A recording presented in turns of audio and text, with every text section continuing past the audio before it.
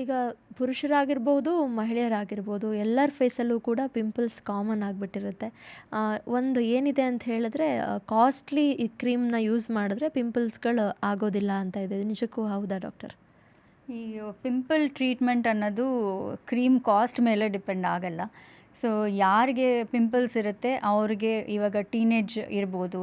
ಅದು ಒಂದು ಮಿತ್, ಬರೀ ಟೀನೇಜಲ್ಲಿ ಪಿಂಪಲ್ಸ್ ಬರುತ್ತೆ ಅಂತ ಇಲ್ಲ. ಯಾವ ಏಜಲ್ಲಾದರೂ ಹಾರ್ಮೋನಲ್ ಇಂಬ್ಯಾಲೆನ್ಸ್ ಇದ್ದರೆ, ಸ್ಟ್ರೆಸ್ ಇದ್ದರೆ, ಅಡಿಷ್ನಲ್ ಫ್ಯಾಕ್ಟರ್ಸ್ ಇದ್ದರೆ ಪಿಂಪಲ್ಸ್ ಆಗ್ಬೋದು.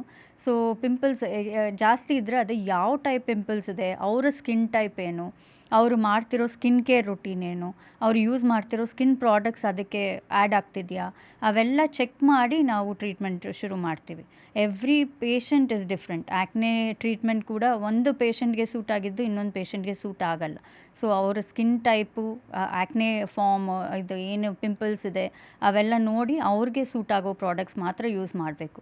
ಯಾರೋ ಹೇಳಿದ್ರು ಅಂತ ಅದು ಇದು ಕ್ರೀಮ್ಸ್ ಯೂಸ್ ಮಾಡಿದ್ರೆ ತುಂಬ ಹಾರ್ಮ್ ಆಗುತ್ತೆ, ಅದರಿಂದ ಏನೂ ಬೆನಿಫಿಟ್ ಆಗಲ್ಲ. ಮತ್ತು ಈಗ ವೈಡ್ ಸ್ಪ್ರೆಡ್ ಅಂದರೆ ಈ ಸ್ಟೀರಾಯ್ಡ್ ಯೂಸ್ ಅನ್ನೋದು ತುಂಬ ಕಾಮನ್ ಆಗಿ ನೋಡ್ತಾ ಇದ್ದೀವಿ. ಫಾರ್ಮಸಿಲಿ ಹೋಗಿ ಈ ಸ್ಟೀರಾಯ್ಡ್ ಬೇಸ್ ಕ್ರೀಮ್ಸ್ ಈಸಿಯಾಗಿ ಸಿಗುತ್ತೆ. ನಮ್ಮ ಕಂಟ್ರೀಲಿ ಓವರ್ ದ ಕೌಂಟರ್ ಸಿಗುತ್ತೆ ಸ್ಟೀರಾಯ್ಡ್ ಕ್ರೀಮ್ಸ್. ಅದನ್ನು ಹೆಂಗಂದ್ರೆ ಹಂಗೆ ಯೂಸ್ ಮಾಡಿ ಸ್ಟೀರಾಯ್ಡ್ ಕ್ರೀಮ್ಸ್ ಯೂಸ್ ಮಾಡಿದಾಗ ಸ್ವಲ್ಪ ಫೇರ್ನೆಸ್ ಸಿಗುತ್ತೆ. ಸೊ ನಮ್ಮ ಕಂಟ್ರೀಲಿ everybody is crazy about fair